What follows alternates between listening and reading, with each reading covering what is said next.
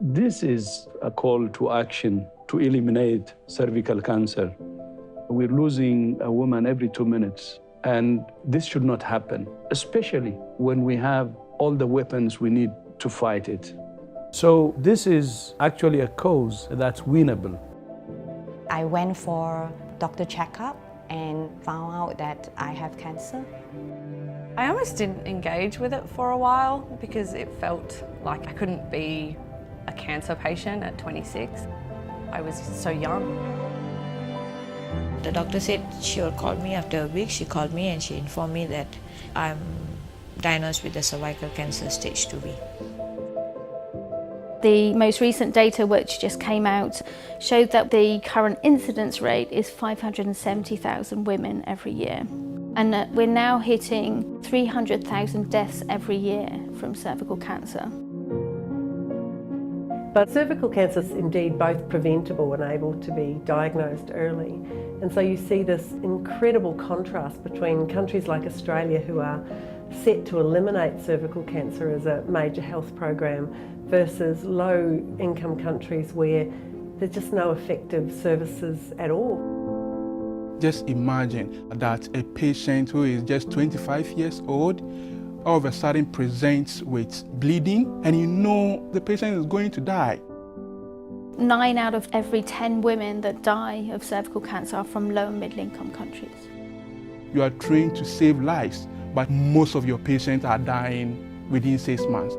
It's also an issue of gender and social equity, because we know that the poorest women are most vulnerable.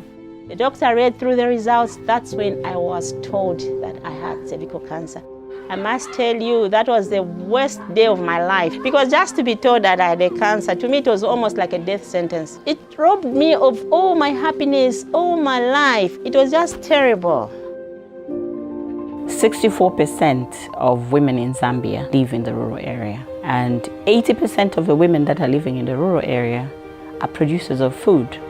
You're going to lose women who can contribute to ensure that this nation is a better nation from a disease that we could have prevented.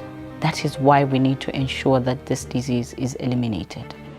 What I think is great about the call to elimination is the targets that they've set. Firstly, to look towards 2030, so a 10-year horizon.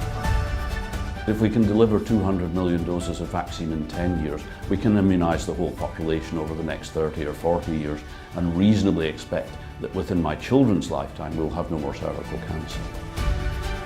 If we can achieve successful scale-up of HPV cervical screening and vaccination, the estimates suggest that we could prevent up to 13 million cervical cancer cases in the next 50 years.